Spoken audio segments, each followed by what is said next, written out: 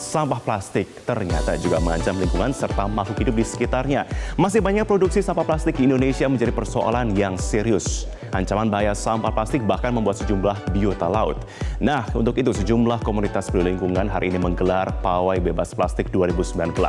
Dan untuk langsung kita akan melihat seperti apa keseruan di sana, kita langsung bergabung bersama rekan saya Maria Lizia Hasni, langsung dari kawasan Car Free Day Sarinah Tamrin.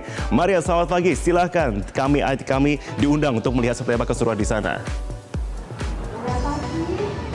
Baik Marvin, selamat pagi. Dan apa kabar pemirsa semua? Betul sekali Marvin, setiap tahunnya ada sekitar 8 juta ton sampah plastik yang ada di perairan bumi begitu. Nah, pada pagi hari ini, jadi ada Walhi dan juga ada Direktur Eksekutif di Indonesia Diet Kantong Plastik yang nantinya akan melakukan gerakan Indonesia Diet Kantong Plastik.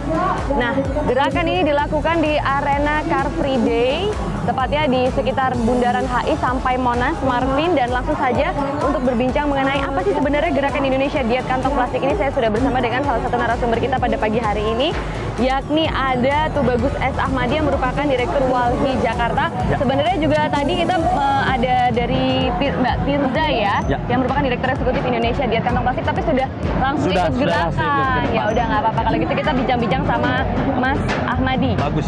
Mas Bagus panggilannya. Oke, Mas Bagus, sebenarnya gerakan ini itu inisiasinya awal mulanya kenapa gitu dasarnya? Ya, pertama ini inisiasi warga ya, kemudian juga teman-teman masyarakat sipil juga masyarakat Indonesia yang belakangan kita sudah jengah gitu dengan keadaan sampah plastik Indonesia.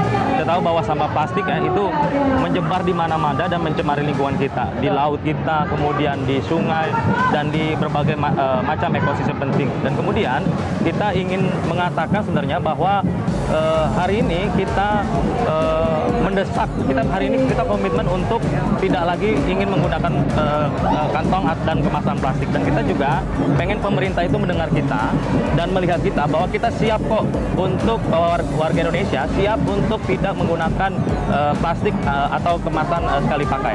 Oke, jadi ini kerjasama antara Indonesia Diet Kantong Plastik dan Walhi juga. Ada beberapa teman-teman lain, ada Greenpeace, kemudian ada Ekonusa, kemudian ada Pandu Laut, kemudian dan banyak organisasi lainnya. Oke, dan apa sebenarnya yang dilakukan di gerakan pada pagi hari ini? Ya, pertama kita bawa monster ya, tadi sudah lewat, ada monster ikan, itu di dalamnya ada sampah plastik. Oh, iya.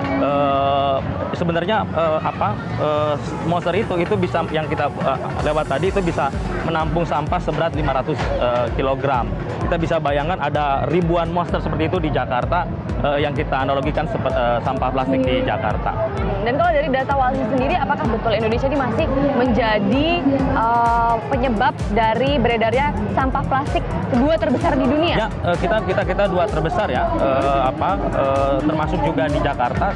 Kita tahu bahwa paparan plastik di Jakarta dan kontribusi jumlah sampah di Jakarta plastik juga cukup besar, sekitar mencapai 20%, dan ini belum ada upaya signifikan dari pemerintah untuk membatasi kantong plastik. Kita ingin mendesak Gubernur DKI Jakarta segera untuk memperlakukan larangan penggunaan kantong plastik sekali pakai, dan juga mendesak Kementerian Lingkungan Hidup dan Kehutanan segera mengeluarkan kebijakan tentang pembatasan kemasan yang produknya itu berpotensi mencemari lingkungan.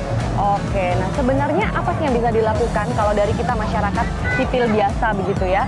Apa yang bisa kita lakukan pertama kali gitu untuk diet kantong plastik ini? Yang pertama banyak ya. Pertama, kita tidak lagi menggunakan kantong plastik sekali pakai ya. Kita bisa menggunakan berbagai macam benda sebenarnya. Tidak hanya. Tapi kalau eliminasi langsung itu kan kayaknya agak susah. Ya. Nah, yang bertahap begitu kan? Ya. Apa yang mungkin bisa dimulai? Itu bisa mudah ya. Kemudian kita bisa mudah tidak lagi menggunakan plastik. Kita membawa tas belanja sendiri. Ya, kita kira itu cukup mudah di masyarakat. Banyak juga masyarakat sudah melakukan itu. Kemudian juga kita mulai tidak membeli produk-produk yang kemasannya itu berpotensi mencemari lingkungan. Itu yang bisa kita lakukan secara sederhana. Oke, jadi mungkin bawa tumbler minum sendiri ya, gitu betul. Ya, punya sedotan bambu atau sedotan stainless sendiri. Betul sekali, betul. Dan apakah sejauh ini dari teman-teman LSM seperti Greenpeace, Walhi, dan juga Indonesia Diet Kantong Plastik ini sudah menyuarakan hal itu begitu? Ya, banyak ya teman-teman sudah melakukan di berbagai kota besar juga dilakukan. Teman-teman Walhi juga misalnya di berbagai daerah itu melakukan juga mendorong tentang kita tidak lagi menggunakan kemasan dan kantong plastik di seluruh Indonesia. Oke, saya masih pengen tahu lebih lanjut sama si Monster itu tadi. Jadi apa saja yang dilakukan oleh si Monster? Tapi nanti dijawab setelah jeda pariwara berikut ini. Pemirsa, tetaplah bersama kami di Selamat Pagi Indonesia.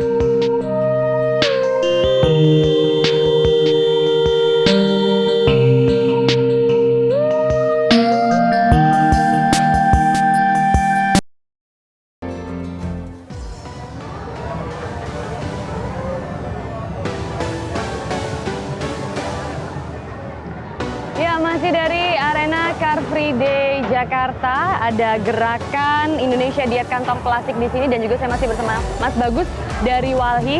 Tadi katanya bawa monster ikan gitu, yang mengumpulkan sampah ya, sebenarnya itu analogi bahwa tadi kalau kita lihat juga ada gambar yang mengatakan ada sekitar 100 juta ton hewan atau biota laut yang mati ya setiap tahunnya akibat sampah plastik. Itu betul, Mas?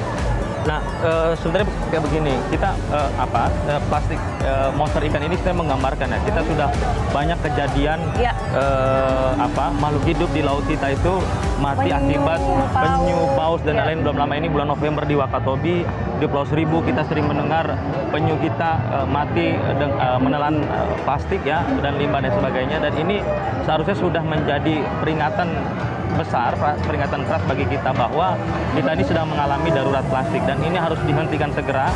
Perlu ada upaya gerakan dari masyarakat, juga perlu ada kebijakan, tentunya kebijakan dari pemerintah untuk mencegah plastik dari sumbernya. Oke, jadi tadi bersama dengan teman-teman LSM yang dilakukan adalah long march, lalu kita akan berkumpul di Taman Aspirasi, kemudian akan ada orasi di sana dari masyarakat sipil, kemudian juga ada dari teman-teman musisi ya, ada Kakak Sleng dan juga Navikula. Oke. Apa yang ingin disuarakan di situ? Yang pertama, kita ingin menyuarakan membangun komitmen bersama, terutama kita yang ikut dalam pawai plastik ini, bahwa kita menolak penggunaan plastik sekali pakai, dan kita ingin menyampaikan kepada pemerintah bahwa kita siap kok. Banyak warga sudah tidak lagi menggunakan kantong plastik sekali pakai, dan kita juga mendesak pemerintah untuk segera mengeluarkan kebijakan pembatasan penggunaan plastik sekali pakai. Nah, itu tadi kalau dari pemerintah sendiri, apakah peran pemerintah untuk diet kantong plastik ini sudah mulai terasa atau sudah mulai terlihat atau masih kurang? Ya, kalau di beberapa daerah yang sudah mengeluarkan kebijakan larangan penggunaan kantong plastik, terutama di retail dan pusat perbelanjaan besar, itu sudah sudah cukup efektif. Tinggal bagaimana fungsi pengawasannya. Misalnya di Kota Bogor, di Bali, tinggal di Jakarta kita belum memiliki kebijakan untuk penggunaan larangan itu. Harusnya Jakarta menjadi menjadi pionir dan menjadi kota yang terdepan itu untuk mengeluarkan kebijakan yang sudah dilakukan oleh pemerintah lainnya. Nah, apa yang bisa dilakukan oleh pemerintah dalam hal ini supaya masyarakat awareness-nya atau kesadarannya untuk diet kantong plastik ini bisa terasa? Kebijakan seperti apa? Yang pertama, kebijakannya dulu yang paling penting. Pertama misalnya Gubernur DKI Jakarta segera mengeluarkan peraturan gubernur untuk penggunaan larangan kantong plastik ya sekali pakai, juga styrofoam, kemudian juga melakukan sosialisasi dan konsultasi serta membangun gerakan besar kepada warga, karena ini butuh inisiatif bersama-sama dan butuh kesadaran bersama-sama. Tapi kalau ini tidak dimulai dari kebijakannya, ini tidak akan terjadi secara signifikan. Oke, lalu bagaimana tanggapan Mas Bagus sendiri terhadap kemarin ada impor sampah plastik begitu di Indonesia? Nah, apa komitmen dari teman-teman untuk untuk menolak ini begitu? Kalau kita karena kita masyarakat ya, kita dimulai dari gerakan kita bersama, kita mengajak masyarakat untuk tidak lagi menggunakan kantong plastik sekali pakai. Itu yang kita lakukan saat ini. Selain juga melakukan kampanye ya untuk mendorong pemerintah tadi, kita juga akan memperluas kampanye kita ke publik untuk bergabung dengan kita yang sudah melakukan pembatasan penggunaan kantong plastik sekali pakai. Nah, kalau terkait impor sampah kemarin Mas yang dari beberapa negara diimpor ke Indonesia, apa tanggapannya? Pemerintah kita tidak keras terhadap kondisi plastik di Jakarta. Harusnya pemerintah kita keras membicarakan terhadap persoalan plastik ini. Bukan hanya bicara hanya persoalan teknisnya. Kita sedang mengalami krisis sampah dan darurat sampah di Indonesia, termasuk juga di Jakarta. Harusnya kita tidak menerima impor sampah dari negara manapun. Terkait dengan apa yang bisa kita lakukan selain kita bisa membatasi kantong plastik dan lain sebagainya, tapi kita juga bisa membantu untuk proses daur ulang. Benar nggak sih Mas? Ya. Nah, apa yang bisa kita lakukan di situ? Karena daur ulang ini paling penting menurut saya ya.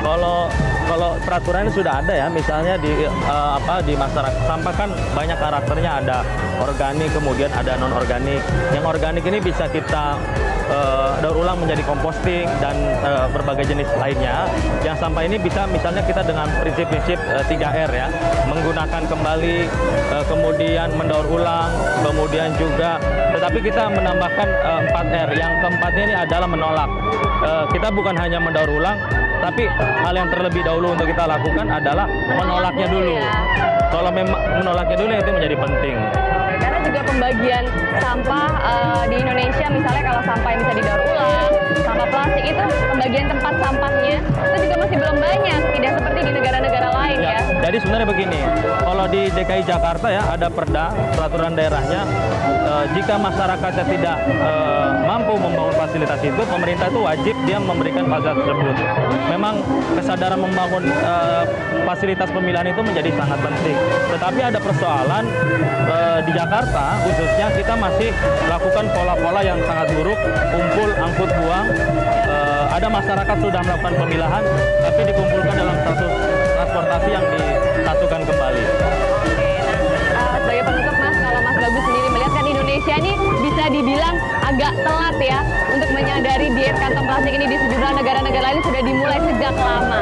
Nah, terkait dengan gerakan dan juga kesadaran dari masyarakat, apa yang diharapkan oleh teman-teman LSM? Pertama, kita telat tapi belum cukup terlambat. Kita masih punya waktu, tetapi kita tidak memiliki banyak kemewahan waktu. Kesadaran masyarakat menjadi penting, ini menjadi gerakan kita bersama. Tetapi kemudian pemerintah sebagai pemangku kepentingan, sebagai yang menjalankan kewenangan kebijakan itu menjadi lebih penting lagi, karena utamanya dasarnya adalah kebijakan yang mampu mengurangi penggunaan kantong plastik sekali pakai. Oke, jadi kesadaran masyarakat akan lebih ada jika ada peran pemerintah ya lewat kebijakannya. Baik, Tubagus S. Ahmadi, Direktur Walhi Jakarta, terima kasih untuk gerakannya di sini bersama kami di Selamat Pagi Indonesia. Dan itulah tadi Marvin, gerakan Indonesia diet kantong plastik. Jadi kita mulai dari sekarang, kita batasi kantong plastik. Kembali lagi ke Marvin.